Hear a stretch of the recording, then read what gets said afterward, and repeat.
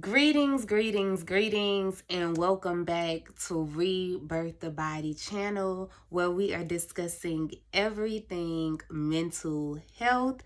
And today we are discussing transgenerational trauma. Now, transgenerational trauma is is a proven theory that generations can experience anxiety, depression, PTSD that is passed down from generation to generation through behaviors, patterns, and trauma. Now, this was a study done earlier this year.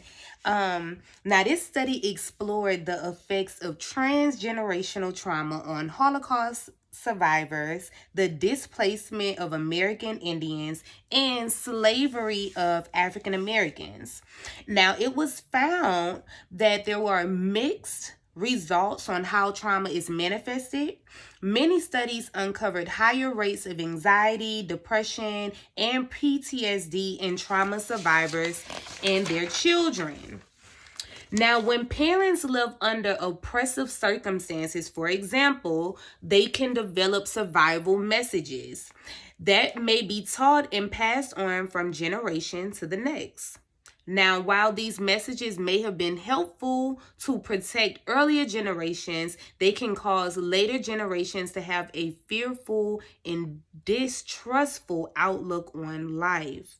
Now, this is when we're talking about breaking generational curses, looking and acknowledging certain behavior patterns our family members have, seeing that, understanding if it's healthy or unhealthy, and understanding that just because I see this behavior done, I don't have to do it. I literally get to change and renew my identity. Now, a lot of the times, how we view ourselves is connected to our family members, is connected to our parents, our siblings, is connected to how they treated us, right? And so a lot of times we are left feeling having this low self-image, this low self-esteem, dealing with a lot of aspects of depression and anxiety, and not seeing how closely that is connected to the behaviors of our family members. So this is the example. A lot of the times when we see unhealthy communication styles, for example, the ideal of screaming and yelling and cursing to solve our problems, we find that if we look in our families, we can see that that was a behavior that was passed down from one family member to the next. A lot of the parenting styles is passed down from one generation to the next. So it's up to us to acknowledge where the behavior is unhealthy and implement new styles and new behavior patterns, okay? So what we did also see is a study done, now I thought this was really cool, a study done by Mark Woven.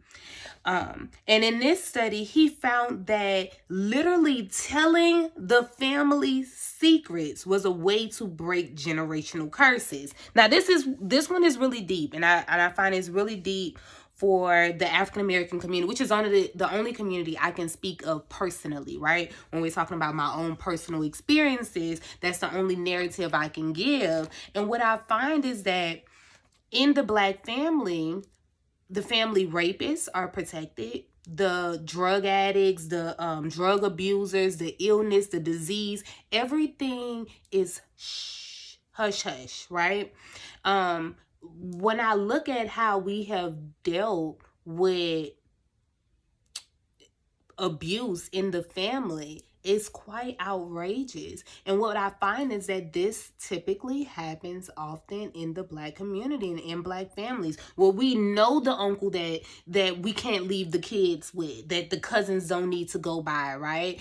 However, no one says it out loud. So I found this research really fascinating because it discussed how when we release this information, right, when we share it with our children, we tell our children the terrible things that's happening in the family. We tell our children about your uncle rapes kids, your uncles touch little girls. When we tell the family secrets, we are breaking generational curses. When we talk about the disease that we're cooking up in the food, when we talk about how harmful some of our behaviors and practices are, how we have ineffective communications, how we overindulge in alcohol and drugs, when we discuss these behaviors, we're able to break curses. And I thought that was really fascinating, because oftentimes we're doing the exact opposite of that, and we're taught the exact opposite of that.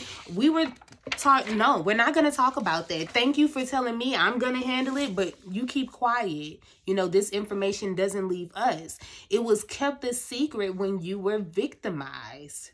So we have to look at that and be able to challenge those behaviors and challenge those practices within our own self. This doesn't necessarily mean that you need to go approach the rapists in your family. Although I do feel like these people should be called out. They're often protected in the family. This more so is discussing the steps that you can take in your own life cycle to address generational trauma and breaking those curses, and also not passing them down to your kids. This is the reason why we're having the conversation. If we don't have the conversation, we continue to pass on the behavior and the patterns, and it continues, right? And we continue to live in fear, and we continue to live in depression and anxiety. We're going to continue to live in it unless we address this. Okay, so I thought this was really interesting, pretty fascinating. So we're discussing the coping skills. This article talked about going back and asking our parents, how did you deal with these stressors in life? What were some of the practices you had? And making some connections and correlations from there. Not all of us have the opportunity to connect with our parents on those levels, but we can at least make some forms of judgment on our own, right? I can acknowledge, oh, wow, my mom didn't have the hard and tough conversations with me. We didn't talk about abuse. We didn't talk about sex. We didn't talk about the hard stuff. So acknowledging, okay, I seen that didn't happen in this relationship. What can I do as a parent moving forward to break those generational curses? So we're having the conversations. We're talking about coping skills. We're noticing and acknowledging those repeated behaviors. What behaviors do my family display that I can acknowledge is unhealthy? And sometimes it's as simple as lack of exercise, right? My whole family is overweight. What can I do not to be overweight, right? My whole family abuses drugs. What can I do to not? In my family, there's tons of drug abuse, tons of alcoholism, depression, anxiety, unresolved mental health disorders.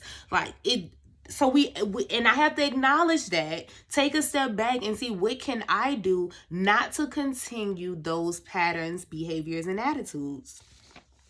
So we're noticing any of these patterns and attitudes, these narratives. We understanding what are the narratives of our story, of our families. We need to know. I know the type of problems that my family has that are deep rooted. Right? Not only did I see it in the great aunts, but we can see it in their great grandchildren. The same problems, the same disorders. Okay. So we're talking through these areas with a trusted friend, family member, or a therapist. Some of us have to resort to a therapist because we haven't quite found our tribe yet, right? And it will happen. The more you're on the journey, the more you're doing the work, your tribe develops, it comes, right? So we're doing that. We're doing the work. We're working through the process, and we're making sure that we remember that everything we need is already inside of us, right? And I know that's so cliche to say, but it's true, right? It's very true. So know that you can recreate the narrative, right? You can recreate the narrative for you, for your children, for your grandchildren, the ones to come after you. You hold so much power to address these generational curses. So please know, just because transgenerational trauma is a real thing. I need for us to acknowledge that it is a real thing. It is scientifically proven. It's not something, a lot of times people think, oh, you're just saying that. Those are your feelings. Well, it has been proven. The data says it. So since we know that it's real, we must acknowledge it, and we must use these things to our advantage to proceed, to do better, right? To really tap into our higher selves, to feel more free, more light, and be more productive, right? Okay. Keep loving you. Keep having a beautiful, beautiful journey. You are in the right place at the right time. You are on divine timing. You always win. Prosperity is chasing you. Money is falling on you. Your blessings are infinite. There are miracles that have your name on it. They got miracles with your name on it. Can you imagine? Have a beautiful day, loved one.